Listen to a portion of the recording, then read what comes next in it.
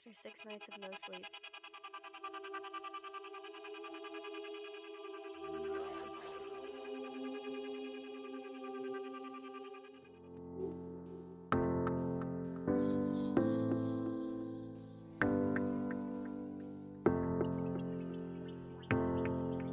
How many hours on average do you get of sleep a night? 10, 11. 6. Less than 6. I ponder of something great. My lungs will fill and then deflate. They fill with fire, exhale desire. I know it's dire, my time today.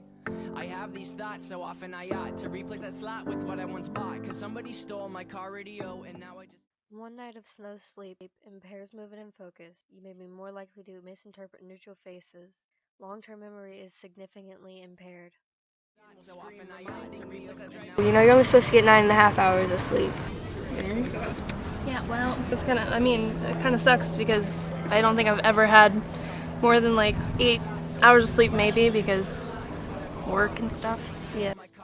After 2 nights of no sleep, your oxygen intake lowers and your anaerobic power decreases. You may start to stumble and forget the words you're trying to say. I fire, exhale desire. I know it's dire, my time inside. It's on my sleeve, these thoughts so often I ought to replace that slot with what I once bought. Somebody stole my car radio. After 3 nights of no sleep, it becomes more difficult to focus on uninteresting tasks. You become more easily agitated and your heart rate increases.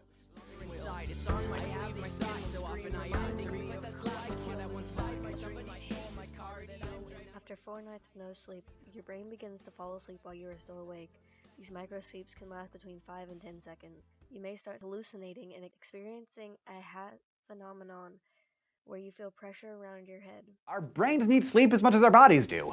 Emerging research suggests that sleep allows the brain to rejuvenate and, maybe more importantly, reorganize. This theory is known as brain plasticity. We all do and see a lot of different stuff every day, and we'd probably like to remember most, but not necessarily all of it when we wake up. Brain plasticity theorizes that sleep is when our brains replay and store the events of the day, providing 8 hours or so for the processing and consolidating of new memories. After 5 nights of no sleep, your thinking and problem-solving skills are significantly lowered.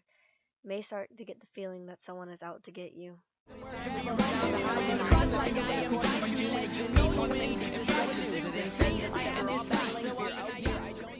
After 6 nights of no sleep, sleep deprivation psychosis sets in, and you are no longer able to interpret reality. Luckily, sleep can help clear out all that excess junk from our brains. When you form memories during the day, your brain strengthens the synapses or junctions between neurons.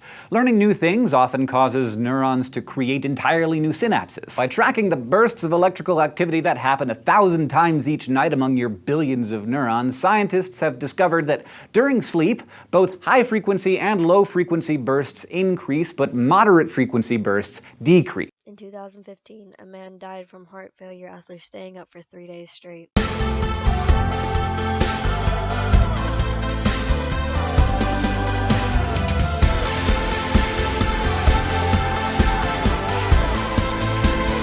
This function of sleep is kind of like defragging a hard drive. Problem is, people, Americans in particular, don't get enough sleep. In a survey conducted by the National Sleep Foundation, Americans on average get over an hour less than the recommended 8 hours a night, and teenagers need even more. In addition, nearly 20% of Americans report problems sleeping, more than 200,000 car accidents each year caused by sleepy drivers, killing more people. Problems compound with time. Just go one night without sleep, and your brain quickly starts trying to scramble, beginning with the amygdala, the part of the brain that tells the body to be prepared for danger. Short-term sleep deprivation throws the amygdala into overdrive, which in turn shuts down the prefrontal cortex. That's the part of the brain that controls logical reasoning, among other things. So a single all-nighter can put you in a state that one researcher has called emotional jello. Because when it bypasses the prefrontal cortex, the sleep-deprived brain connects instead to another part that, evolutionarily speaking, is one of the oldest and most primitive regions. It's called the locus ceruleus, or the blue spot of your brain, because for some reason the tissue is actually blue. Its job is to make you respond instinctively to stress and panic.